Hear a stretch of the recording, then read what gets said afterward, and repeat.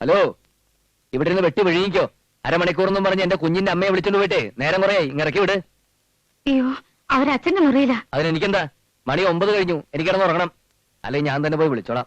അയ്യോ അയ്യോ, നിക്ക് ഡോക്ടറെ, നിക്ക്. കുഴപ്പമുണ്ടാക്കല്ലേ, ഞങ്ങൾ വിളിച്ചു തരാം. അവളെ വിളിച്ചോ ഞങ്ങളെ.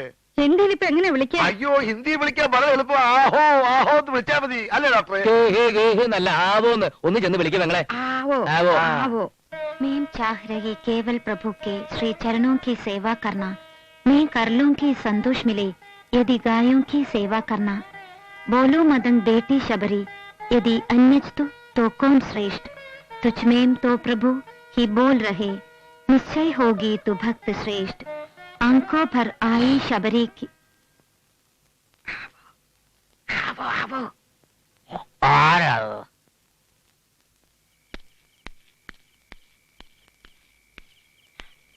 അളിയാ, ഇതെങ്ങോട്ടാ? മോളിലെ മുറിയിലേക്കാ.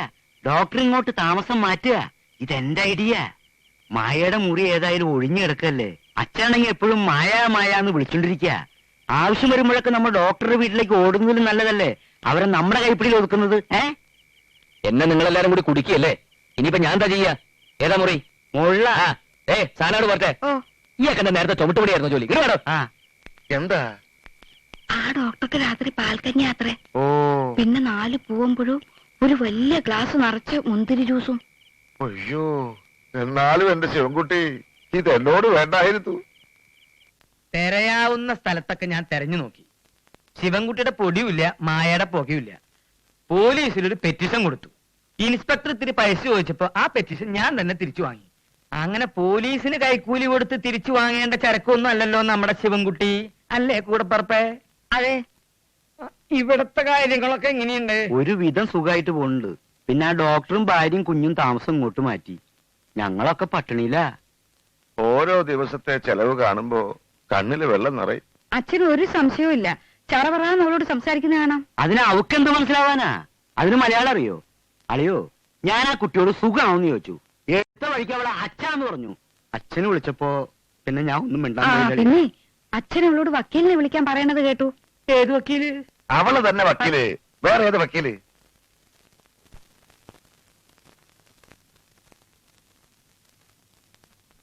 അച്യുതൻകുട്ടി, നാരണൻകുട്ടി, എന്താച്ചാ? മായ എവിടെ?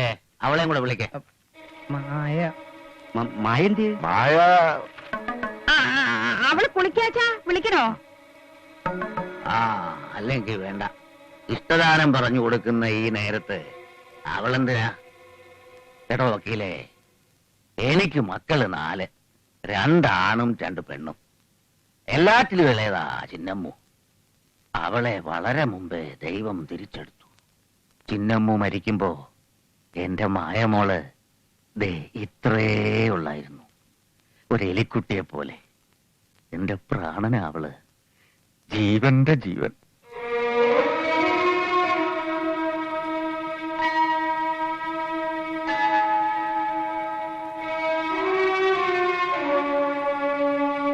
അവളൊന്ന് കരഞ്ഞാ മതി, എന്റെ പ്രാണൻ മുറുകും. എന്നെ ചതിക്കാത്ത, മറിച്ചൊരു വാക്ക് പറയാത്ത ആ കുഞ്ഞിനുള്ളതാ എന്റെ ശേഷിക്കുന്ന സ്വത്ത് മുഴുവൻ. അവളുടെ കല്യാണത്തിന് മുമ്പ് എനിക്കതൊന്ന് എഴുതി വെക്കണം.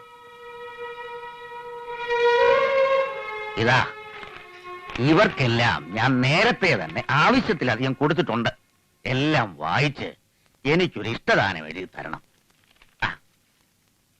എടാ, ഞാനീ പറഞ്ഞതൊക്കെ ഹിന്ദിയിലോ ഇംഗ്ലീഷിലോ ഈ കുട്ടിക്കൊന്ന് പറഞ്ഞു കൊടുക്കണം. ചതിയായിപ്പോയല്ലോ മകളെ. കമലാക്ഷി, നമുക്കൊന്നുമില്ലേ?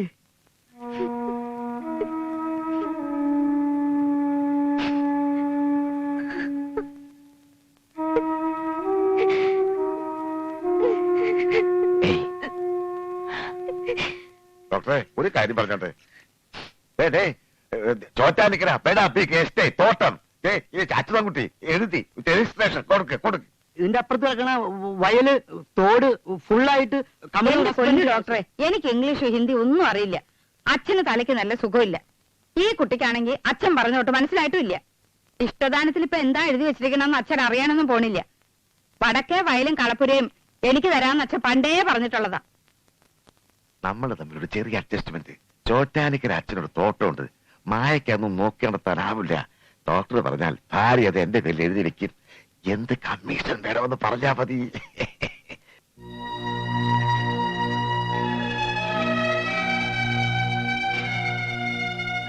മതി, നിർത്ത്. സാരമില്ല. സത്യം പറഞ്ഞ ചുറ്റും നിൽക്കുന്നവരുടെ യഥാർത്ഥ മുഖം കാണാൻ ഭാഗ്യം ചെയ്തേള നീ. നിന്റെ മുത്തച്ഛന്റെ സ്നേഹം. അദ്ദേഹം നല്ലൊരു മനുഷ്യനാ, നല്ല മനുഷ്യൻ. കരഞ്ഞത് മതി, ആരോടൊന്നും പറയണ്ട. അവർക്ക് ഇഷ്ടദാനമല്ലേ വേണ്ടത്, നമുക്കത് കൊടുക്കാം.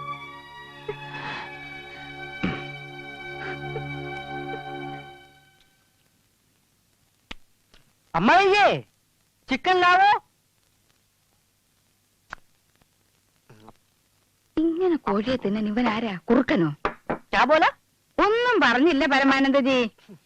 നല്ല നാടൻ കോഴിയാണ്. നാണമില്ലാതെ ഞണ്ണം പറഞ്ഞതാടാ കാലാ. ബോല ബോല നിനക്ക് വേണം. ഓ, ഇതിനാടി രാജയോഗം എന്നൊക്കെ പറയുന്നത്. നമ്മളെ സഹായിക്കാൻ ദൈവം ശിവൻകുട്ടിയുടെ രൂപത്തിൽ വന്നതാ. അവനില്ലായിരുന്നെങ്കിൽ ഞാൻ ഈ കട്ടിൽ ഇങ്ങനെ നീണ്ടു നിവർന്ന് കിടക്കായിരുന്നോ? ശിവൻകുട്ടിയേട്ട എവിടെയായിരിക്കും പോയിട്ടുണ്ടാവുക? ഇവിടത്തെ വെള്ളം തീർന്നപ്പോ വെള്ളമുള്ള വേറെ സ്ഥലം നോക്കി പോയി കാണും. അവന്റെ കാര്യത്തിലല്ല, അവന്റെ കൂടെ ചാടിപ്പോയ പെണ്ണിന്റെ കാര്യം ഓർത്തിട്ടാ എനിക്ക് സങ്കടം. മിക്കവാറും അവൾ അവനെ ഇതിനകം ഉപേക്ഷിച്ച് കാണും. രാത്രി എന്താ കഴിച്ചത്? ഞാനിപ്പൊ പാൽക്കഞ്ഞിയും പഴവും ജ്യൂസൊക്കെ അല്ലേ കഴിക്കുന്നത് മോളെ. ഇതൊക്കെ എപ്പോഴാ കഴിക്കാൻ തുടങ്ങിയത്? നീ നോക്കിക്കോ, ഈ ഡോക്ടർ ഇവിടെ ഒരു കൊലക്ക് കൊലക്കാൻ പോവല്ലേ. ഇതാണ് വീട്.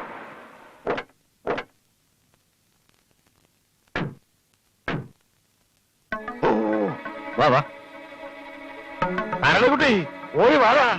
നാരായണകുട്ടി, ആകെ പ്രശ്നമായടാ. അമേരിക്കന്തോ ഇംഗ്ലണ്ടിൽ ഒരു സേതുവാദവരെ കൊണ്ട് ഗോവിന്ദ കുട്ടി മായ പെണ്ണ് കാണാൻ വരുന്നു. കുടുങ്ങി നമ്മൾ കുടുങ്ങി. എന്റെ ഈശ്വര, ഇപ്പൊ എന്താ ചെയ്യാ? നിങ്ങൾ എന്തെങ്കിലും ചെയ്യ, എനിക്കൊന്നും അറിയാൻ മേല. അയ്യോ, ഞാൻ എവിടെങ്കിലും പോയി ഒളിക്കാൻ പോവാ.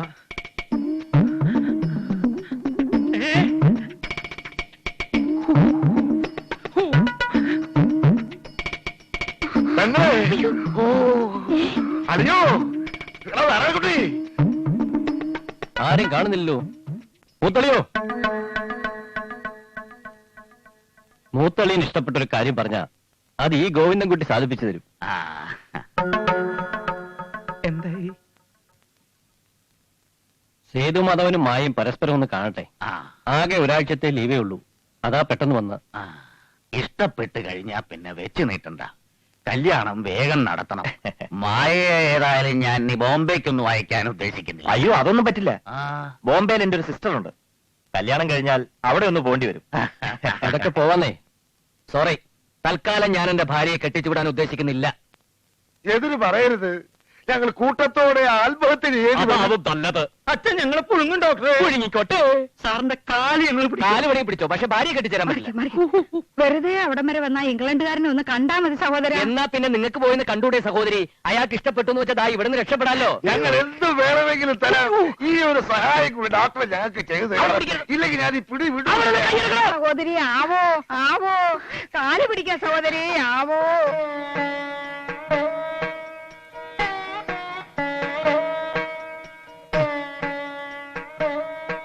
പൊന്നു മോളെ, ഇത് കാണാൻ മോടെ അമ്മയും അച്ഛനും ഇല്ലാതായിപ്പോയല്ലോ.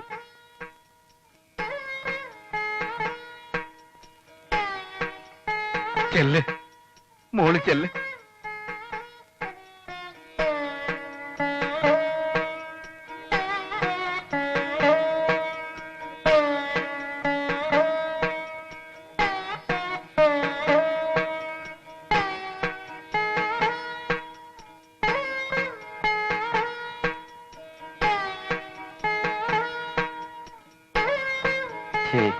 എന്താ അളിയാ ഇത്? ഇതൊക്കെ കണ്ടുകൊണ്ട് ചിന്നമ്മൂന്റെ ആത്മാവ് സന്തോഷിക്കുന്നുണ്ടാവില്ലേ? ആത്മാവല്ല, ഇതൊക്കെ കണ്ടോണ്ട് പുറത്തൊരു ഡോക്ടർ വന്ന് കയറും പൊട്ടിച്ച് നിൽക്കുന്നുണ്ട്. അയാൾ അങ്ങനെ ഇങ്ങോട്ട് കയറി വരുമെന്ന് എന്റെ പേടി. അവിടെ എന്താ നടക്കണേ? ഓ, പെണ്ണ് കാണാൻ പോയിട്ട് ഒരു മുൻപരിചയമില്ല. ഇതെന്റെ ആദ്യത്തെ അനുഭവമാണ്. മായക്ക് എന്നെ ഇഷ്ടായോ? സത്യത്തിൽ ഗോവിന്ദൻകുട്ടി ചേട്ടൻ പറഞ്ഞു കേട്ടപ്പോ മായ അത്രയും സുന്ദരിയാണെന്ന് ഞാൻ വിചാരിച്ചില്ല. കഴിഞ്ഞ ആഴ്ച ന്യൂയോർക്കിൽ ഒരു പുഞ്ചിരി മത്സരം ഉണ്ടായിരുന്നു. അന്ന് അവിടെ മായ ഉണ്ടായിരുന്നെങ്കിൽ 1ാം സമ്മാനം ഞാൻ അടിച്ചേനെ. സാരമില്ല, അടുത്ത മത്സരം നവംബറിലാണ്. അതിനു മുമ്പ് കല്യാണം കഴിഞ്ഞ് നമ്മളങ്ങ് എത്തുമല്ലോ.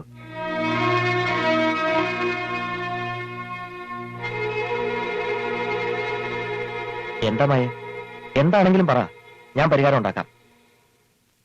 മുത്തച്ഛനെ പിരിഞ്ഞ് ഞാൻ എങ്ങോട്ടുമില്ല. സേതുമാധവൻ ഇംഗ്ലണ്ടാണ് വലുത്, ഞാനല്ല. എന്നെ വേണമെങ്കിൽ ഇംഗ്ലണ്ടിലെ സകലത് ഉപേക്ഷിച്ച് സേതുമാധവൻ ഇന്ത്യയിൽ ഈ നാട്ടിൽ വരണം. ഒരു ജോലിയും കിട്ടിയില്ലെങ്കിൽ കൂലിപ്പണി എടുക്കണം. അത് സേതുമാധവനെ കൊണ്ട് സാധിക്കില്ല. സാധിക്കും. മായയ്ക്ക് വേണ്ടി ഇംഗ്ലണ്ടല്ല, സകലതും ഞാൻ ഉപേക്ഷിക്കും.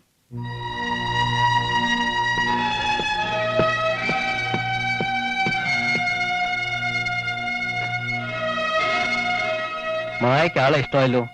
അടുത്ത ആഴ്ച തന്നെ സേതുമാധവന്റെ വീട്ടുകാർ വരും. കല്യാണം എത്രയും പെട്ടെന്ന് നടത്തണം. അതങ്ങ് പള്ളി പറഞ്ഞാൽ മതി. താനാരാ? ദേ ഗോവിന്ദൻകുട്ടി മാമ ഇവളെന്റെ ഭാര്യയാണ്. മാത്രമല്ല ഒരു കുഞ്ഞിന്റെ അമ്മയാ. ഇവിടത്തെ മായ ശിവൻകുട്ടിയുടെ കൂടെ നാട് വിട്ടിട്ട് കാലം കുറയായി. അതറിഞ്ഞ ഇവിടുത്തെ മുത്തച്ഛന്റെ കാറ്റ് പോകുന്നു പറഞ്ഞ് ഇവരെല്ലാരും കൂടിയിട്ട് ഇവിടെ വെച്ച് നാടകം കളിക്കുക. ഒരു ഇംഗ്ലണ്ടുകാരൻ ഇവിടെ കല്യാണം കഴിച്ചു കൊടുത്തിട്ട് ഈ കുടുംബം കലക്കരുത്. എന്താ ഇങ്ങോട്ട് വന്ന് പറയട്ടെ. वो आत्मिक कदम हो गया. വേണ്ട, മൂത്തൊള്ളിനോടൊന്നും പറയണ്ട, ഞാനും പറയുന്നില്ല. പക്ഷെ ആ ശിവൻകുട്ടി ഉണ്ടല്ലോ, അവനും അവളും എവിടെ ഉണ്ടെങ്കിലും ഞാൻ പൊക്കും. അവന്റെ ശവം ഞാൻ ഈ വീട്ടുമുറ്റത്ത് കൊണ്ടുവന്നിടും.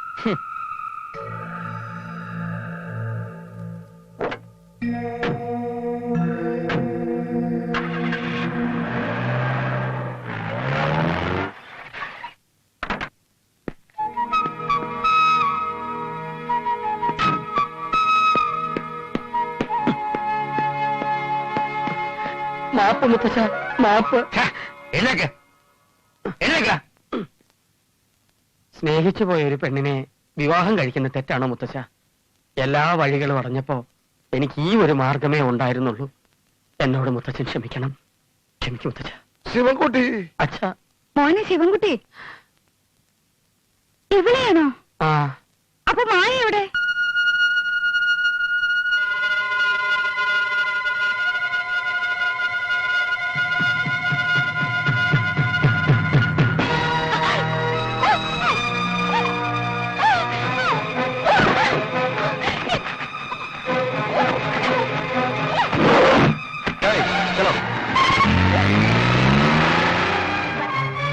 ബദാംസ്ഥാവിൽ അവളെ കൊണ്ട് പോകുന്നു.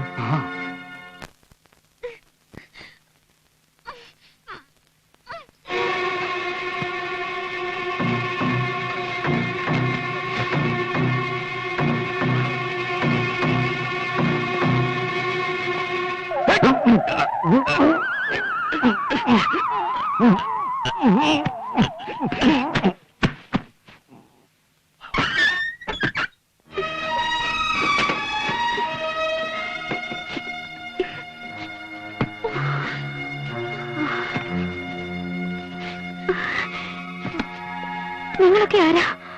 കുട്ടി ഒന്നുകൊണ്ട് പേടിക്കണ്ട, ഞങ്ങൾ കുട്ടിയെ രക്ഷിക്കാൻ വന്നതാ. അന്ന് കടപ്പുറത്തുനിന്ന് ഒരു പാവക്കുട്ടി വീണ് കിട്ടിയില്ലേ, അതിനകത്ത് ഞങ്ങളൊരു സാധനമുണ്ട്. അത് വിറ്റാൽ ഞങ്ങൾക്ക് കുറച്ച് പണം കിട്ടും. ആ പാവക്കുട്ടിയെ ഞങ്ങൾക്ക് തരണം.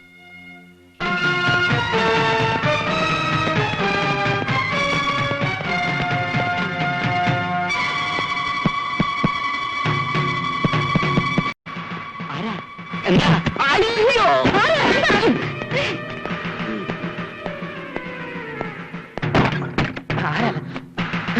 ആരാണോ താൻ?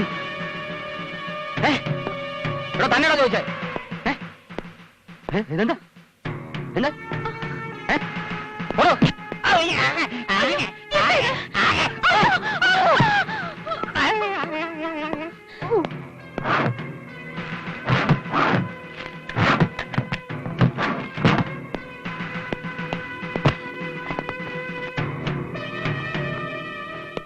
ഹലോ, അവിടെ തപ്പിയിട്ട് ഒരു കാര്യമില്ല.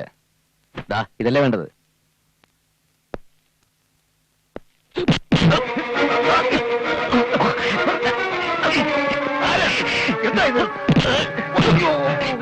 എടാ പരമാനന്ദ, നീ എന്നെ കോപ്പ് നോക്കാനേ? എടാ ദാസ, ഓടിക്കോ.